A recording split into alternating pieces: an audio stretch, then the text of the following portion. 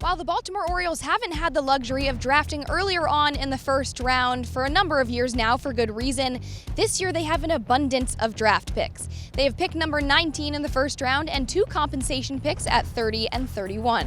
Now, we know that the Orioles love to draft their position players, and this year's draft class has a lot of that type of talent. So you'd think that would make the front office's job easy this year. It's going to be actually more difficult, I think, for us to decide who we like more, but it also means with those 3 picks that we have, we should be able to get 3 shots at somewhat similar upside type players. Sure, they have several scenarios based on how the board runs off of how they want to go about things, because they have such a fun, I think, opportunity here with 3 picks in the top 32 selections. But now it's not just 3 shots anymore. A 4th shot came into the picture this week after trading reliever Brian Baker to the Rays for pick number 37.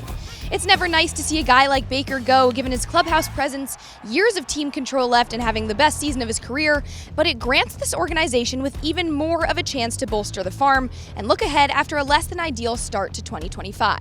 Bring a really good player into the organization that we wouldn't have otherwise had, and there's a number of ways to monetize, to extract value from a really good minor league player. Plus, there's a lot more wiggle room now with having the largest bonus pool in the draft this year. It's worth more than $19 million, the highest figure since bonus pools even started 13 years ago. That gives us a big opportunity to flex our muscle, and hopefully if there are players that cost a little extra money because they've got college commitments, we'll be able to use it. We also know that in recent years in the Mike Elias era, this Orioles farm system has been the best in baseball thanks to a rebuild.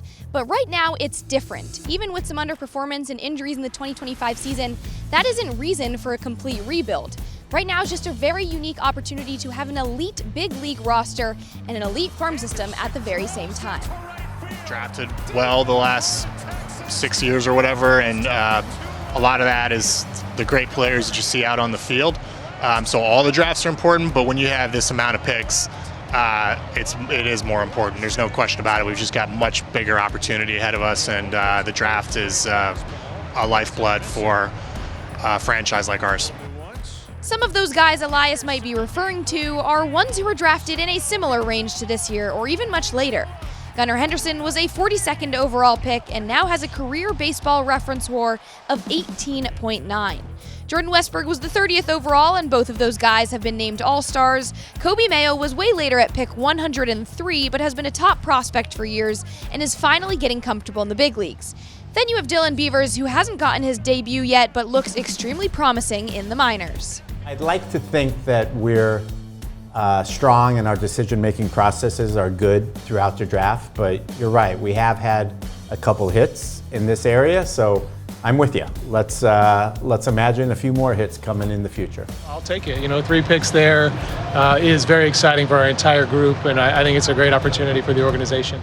If recent years have told us anything about the Orioles' strength in drafting and developing, even with later picks, then this year's chances for draft success are looking good, especially with 4 shots to make a hit before the second round even begins.